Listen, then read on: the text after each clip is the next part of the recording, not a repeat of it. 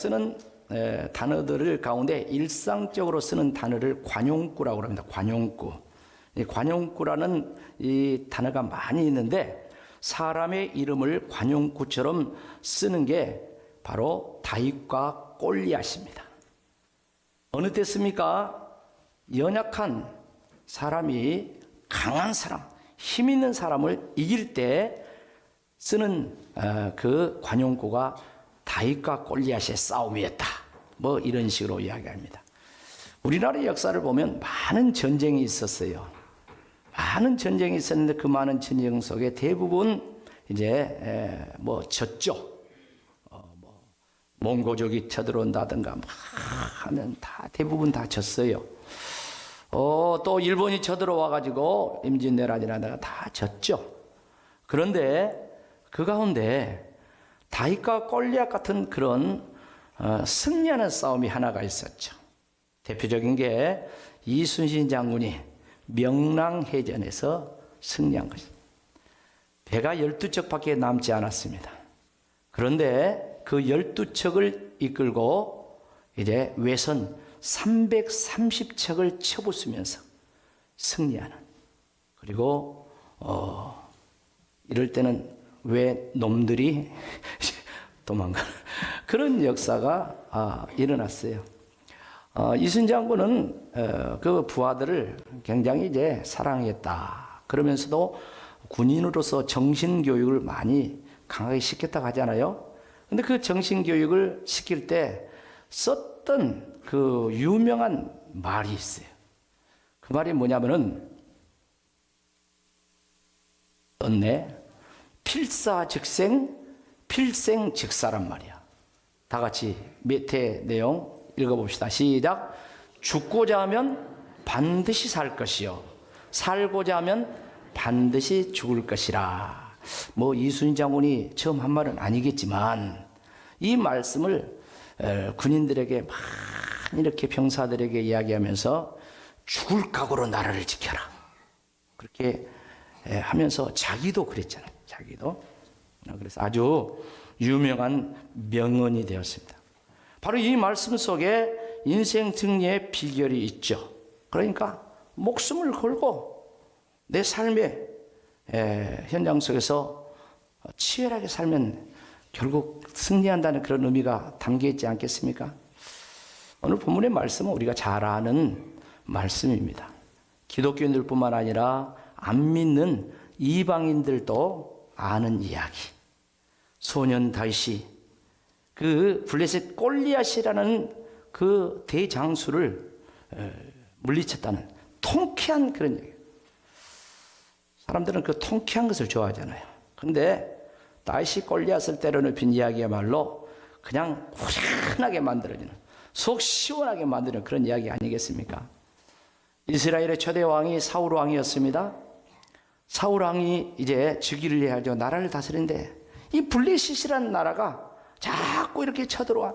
그런데 이제 거기에 이 골리앗이라는 이 장수가 앞장서 가지고 막 쳐들어온 거예요.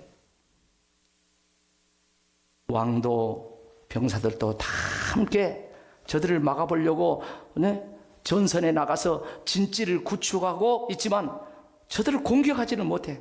왜 그렇습니까? 그냥 기골이 장대한 골리앗.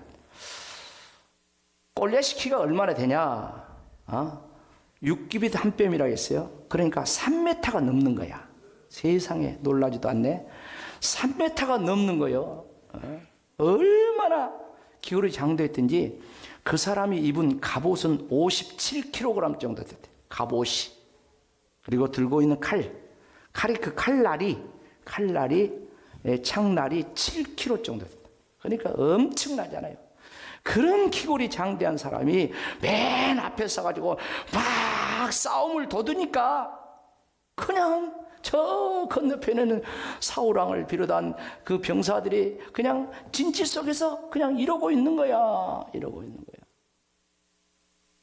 근데 가관인 것은 그들이 막 이스라엘 백성들을 또 군대를 그리고 사울왕을 막 조롱하고 모욕합니다. 그런데 그런 가운데 어느 어린 다윗이 아버지 심부름으로 형들이 있는 그 전쟁터에 뭐 치즈나 떡이나 뭐 먹거리 이런 것들을 가지고 심부름을 갑니다. 심부름을 가서 이제 안부를 물어보고 형들이 잘 있는가 뭐 이런 심부름으로 이제 갔죠. 가서 보는데 세상에 보니까 방금 말씀드린 것처럼 이스라엘 군대는 왕부터 시작해서 그 모든 병사들은 이러고 있고 저 건너편에는 기골이 장대한 골리앗이 있어가지고 팍 싸움을 돋우면서 이스라엘 군대를 막 모욕하며 막 그러고. 그런데 듣자 하니까 그냥 군대만 모욕하고 왕만 그런 것이 아니라 만군의 여호와 하나님을 모욕하는 거야. 그러니까 거기서 다윗이 그냥 확 올라온 거예요. 아, 그전에도 못 참겠는데 하나님을 모욕하니까 어떻습니까? 가만히 있을 수가 없어요. 여러분, 우리가 살다 보면 이런 일도 있고 저런 일도 있고 뭐 이웃과 뭐 친구들과 속상한 일도 있고 그러잖아요. 그런데 열받아 갖고 참지 못할 때가 언제입니까? 자기 부모 욕하고 그럴 때 참아요, 못 참아요? 일부 예배 때는 못 참는다고 그러던데, 못 참는다. 참아요? 자기 아버지 욕하는데? 자기 엄마 욕하는데? 참아요? 참죠? 그런데 하나님을 모욕해. 하나님을 참아요? 다시 못 참아. 결국 다시 그 골리앗을 향해 오늘 말씀도 보면 막 달려갔다 했어요. 너는 칼과 창과 참창으로도 하지만 나는 만군의 여호와 이름으로 나가노라 하면서 막 달려가는 거야. 그리고 이제 우리가 잘 아는 것처럼 물맷들로 그 골리앗을 때려 눕힌 아주 통쾌한 승리가 오늘 이스라엘 승리로 이어지지 않겠습니까? 이것은 역사에 남는 두고두고 통쾌하게 여기는 이스라엘의 그 무용담과 같은 역사죠. 자, 다윗이 골리앗을 물리치고 승리한 비결이 뭘까요? 오늘 말씀을 통해서 우리가 그 비결을 배우고 문제는 저와 여러분들도 승리하는 성도가 되기를 축복합니다.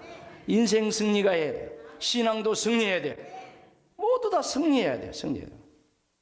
그래서 말씀을 자세히 보면서 간략하게 몇 가지로 정리해서 많은 내용이 있지만 주요한 것 몇 가지만 말씀을 드리도록 하겠습니다.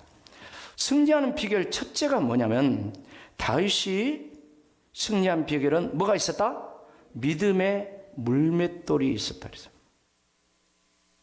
다윗이 어떻게 이 물맷돌을 얻게 되었는가 이걸 알아야 돼요. 단순하게 저 시냇가에 가가지고 매끈매끈한 물맷돌 5개 가지고 주머니에 담았다 이렇게만 생각하면 안 된다는 거예요. 그건 피상적인 이야기예요.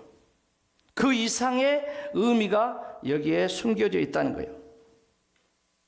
다윗이 물맷돌을 가져온 것은 다더블레셋, 다더골리앗 뭐 등등 이런 거창한 뭐 그런 것을 이렇게 드러내기 전에 오늘 이 전쟁터에 오기 전에 그대의 삶을 통하여서 이 물맷돌이 형성되고 있었다는 그 말씀을 제가 드리고 싶은 것이에요. 여러분 다윗이 뭐 했습니까? 가난한 집 8번째 막내로서 아버지 유목민의 양을 치는 목동이었어요. 목동. 근데 목동 일을 하면서 남들은 별 볼 일 없는 그런 일을 했지만 다윗이 그 목동 일을 하는 걸 보면 죽을 것처럼 했어요. 죽을 것처럼. 완전히 죽을 것처럼 그렇게 했어요. 양을 지키는데 목숨을 걸고 지켰어요. 마음을 쏟아서 그렇게 했다는 사실을 성경은 말씀하고 있죠. 그러면서 믿음의 물맷돌이 형성이 됐다는 거예요. 자, 보세요. 전쟁터에 왔습니다. 와서 보니까 그 난리야. 그래서 다시 열받아가지고 도저히 하나님을 모욕하는 저를 가만두고 볼 수가 없어가지고 다시 전쟁하겠다, 골리앗을 대항하겠다 하니까 사울왕이 뭐랍니까? 가지마, 너는 애기야, 너 못 해봐, 그렇게 이야기합니다. 3일상 17장 33절이죠. 사울이 다윗에게 이르되 네가 가서 저 블레셋 사람과 싸울 수 있다 없다? 없어. 너는 소년이요, 그는 어려서부터 용사래. 너는 게임도 안 돼. 가지 말어. 싸워봤다 안 돼. 그럽니다. 그리고 말리니까 다윗이 그러면은 그 사울왕의 말을 듣고 그래 안 갈게요, 포기했습니까? 아니에요. 그 뒤에 말씀은 이렇게 다윗이 반응을 합니다. 3일상 17장 34절로 36절 말씀 보면은 주의 종이 아버지의 양을 칠 때 사자나 곰이 와서 양떼에서 새끼를 물어가면 35절 다 같이 시작. 내가 따라가서 그것을 치고 그 입에서 새끼를 건져내었고 그것이 일어나 나를 해하고자 하면 내가 그 수염을 잡고 그것을 쳐 죽였나이다. 한 절 더 16절 36절 시작. 주의 종이 사자와 곰도 쳤은즉 살아계시는 하나님의 군대를 모욕한 이 할례받지 않는 블레셋 사람이니까 그가 그 짐승의 하나같이 되리라. 무슨 말씀입니까? 한마디로 말해서 나는 양을 칠 때도 내 목숨 걸고 양을 지켰는데 하나님의 군대를 모욕하고 하나님을 모욕한 이 할례받지 못한 이 블레셋은 가만둔단 말입니까? 그렇게 말하고 있어요. 이건 지난날의 삶이 그가 양을 치지만 이렇게 목숨을 걸고 사력을 다해서 목동 생활을 하면서 믿음의 물맷돌이 형성이 됐다는 그런 말씀이에요. 사랑하는 성도 여러분, 저와 여러분 역시 일상생활이 있습니다. 그런데 일상생활 또는 직장, 사업, 교회 안의 직분, 이 모든 것들을 하나님이 내게 맡겨주신 사명으로 알고 전심전력하여서 행하면 반드시 믿음의 물맷돌이 차곡차곡 형성되는 줄로 믿습니다. 어느 날 갑자기 되는 것이 아니에요. 차곡차곡 쌓여지는 거예요. 어느새 믿음의 물맷돌이 형성이 되는 거예요. 이 독일은 종교계획지죠. 그러다 보니까 종교계획지에 독일에 가면 많은 이 종교계획자들 그 기념관이 있어요. 기념관인데 그 가운데 대표적인 사람이 루터 아니겠습니까? 이 루터의 기념관에 가면은 마당에 기념비가 있는데 거기에 글귀가 새겨 있어. 이런 글귀가 새겨 있어. 내일 세계가 멸망할지라도 오늘 나는 한 그루에 뭘 심겠다? 사과를 합시다. 어디서 많이 들어본 말이죠. 학생들, 젊은 사람들 누가 이 말을 했어요? 철학자 스피노자. 그런데요, 루터는 1483년에 태어난 사람이에요. 스피노자는 1632년에 태어난다. 스피노자가 이 말을 한 것 같지만 루터가 150년 전에 먼저 태어난 루터가 이런 정신과 이런 믿음과 이런 삶을 살아서 스피노자가 영향을 받았다는 거예요. 그리고 그는 철학자이기 때문에 늘 이 말을 해서 우리는 스피노자가 한 그루 사과나무 심는 이걸 이야기했다 그렇게 알고 있어요. 아니에요. 루터가 있어요. 루터가. 근데 말만 한 것이 아니라 그가 믿음의 영향력을 미친 줄로 믿습니다. 여러분, 믿음의 영향력을 미치는 성도들 되기를 주의 이름으로 축복합니다. 사랑하는 성도 여러분, 진정한 신앙인이라면 내일 어떻게 된다 할지라도 오늘 나는 내게 주어진 일을 최선을 다하면서, 아까 다윗이 막 목숨 걸고 했다잖아요. 그렇게 해야 되지 않겠나요? 우리는 성도들을 믿는 자들, 내일 당장 예수님께서 재림을 한다고 할지라도 오늘 나는 내게 주어진 일을 최선을 다해서 살아가는 것이, 그것이 기독교인의 삶의 태도라는 거예요. 그래서 사도 바울은 데살로니가 성도들에게 편지를 하면서 우리가 잘 아는 말씀, 일하기 싫거든 뭐하지도 말라, 먹지도 말라, 이 말을 한 거예요. 왜 그러냐면 당시의 분위기가 예수님이 금방 재림할 줄 알고, 당시의 초대교회 성도들, 특별히 데살로니가 성도들은 이제 주님 만나기 위해서 우리 믿음을 단장하고 신부 단장하고, 그래서 기도하고 경건의 생활을 하면서 이렇게 살아야 될 것이 아닌가, 그렇게 살았어요. 근데 문제는 자기가 하던 일도 안 해서, 농사도 안 짓고 사업도 않고 이런 식으로. 그래서 사도 바울이 기독교인의 종말과는 어떤 것이냐 하면서 이 말씀을 한 거예요. 여러분, 1992년 10월 28일인가 그 다미성교회라는 그런 이단이 우리나라에 생겨가지고 막 세계를 막 떠들썩한 거 아시죠? 다 잊어먹었습니까? 그때 제가 아는 어떤 집사님이 저한테 와가지고 전도한다고 와가지고, 목사님도 주님 이제 내일 모레 금방 예수님 재림하니까 그거 준비해야 된다고. 나는 중장로 지하상가에 그 청바지 파는 그레이하운드인가 그런 가게가 있어. 그거 정리해가지고 내가 전도하려고 지금 그러고 있다고 그래요. 그렇죠, 그랬어요. 집사님, 그 열정은 좋은데 그 모습은 성경에서 주님이 가르쳐주는 그런 종말과는 아닙니다. 그것 제발 팔지는 마세요. 팔지는 말고 장사하기 싫으면 다른 사람한테 좀 빌려주고 내주고 그냥 기다려 보세요. 그래서 그분이 다행히도 안 팔았어. 안 팔고 시간 지나가지고 어땠어요?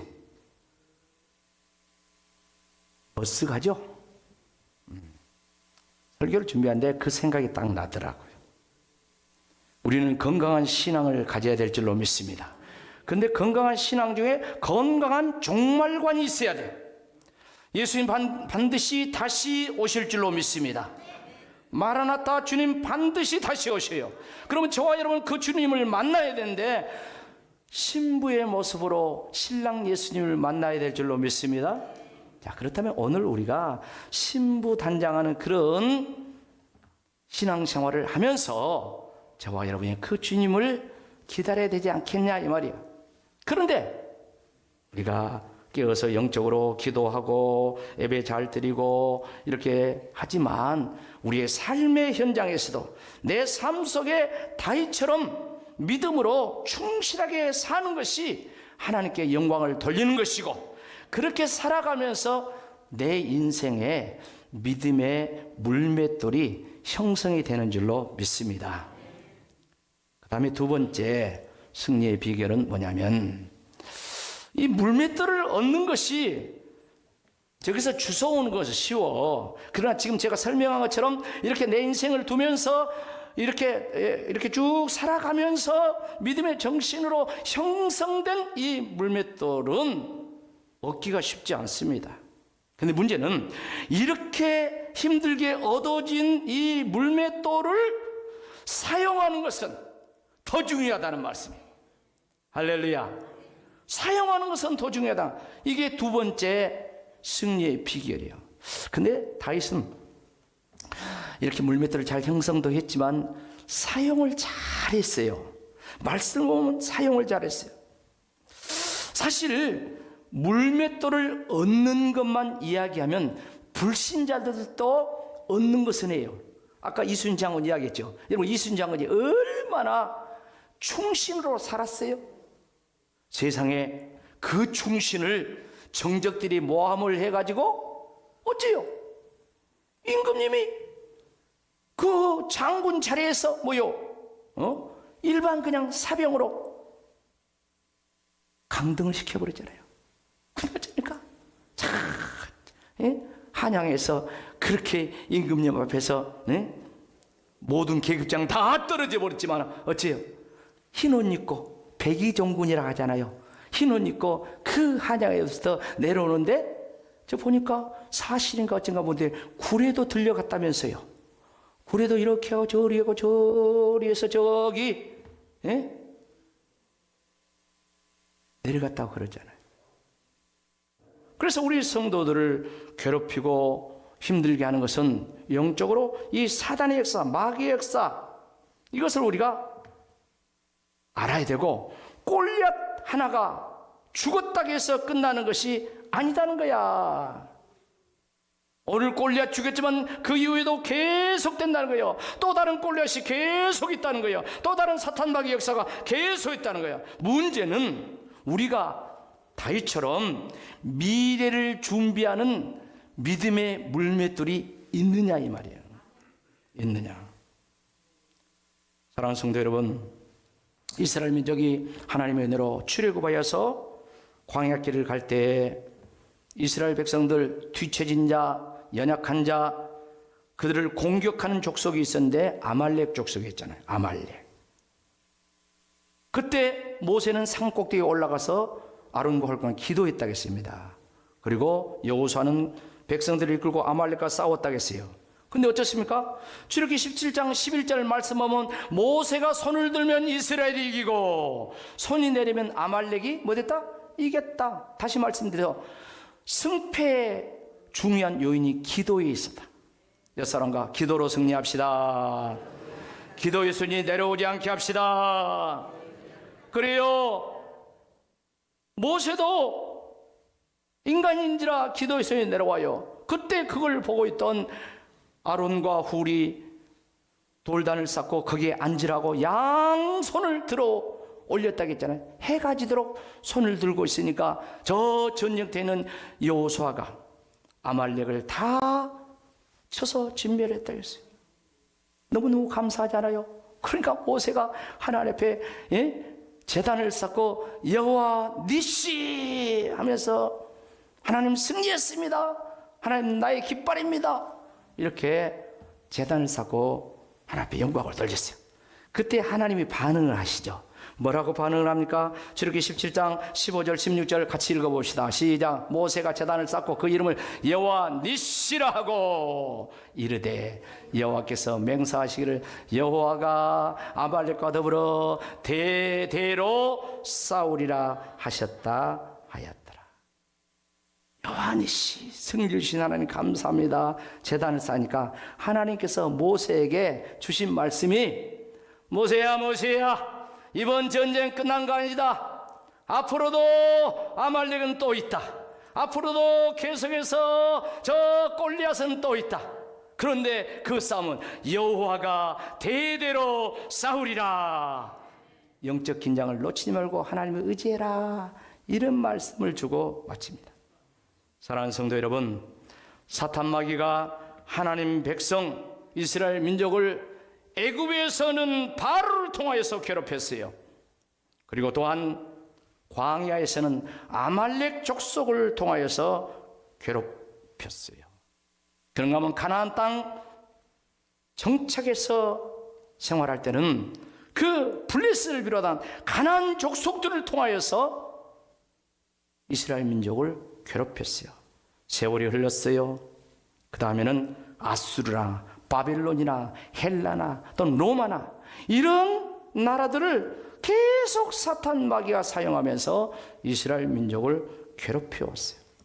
여러분, 우리가 잊지 말아야 됩니다. 사탄 마귀는 자기의 활동 기한이 끝날 때까지 나는 세상 임금이다 하면서 계속해서 쉬지 않고 역사하는데, 주님이 다시 오실 때까지, 할렐루야, 주님이 오셔서 그 원수마귀의 악한 영들을 저 영원한 지옥불로 보내기 전까지, 그때까지는 마귀의, 귀신들의 자기의 활동 기간이라는 거예요.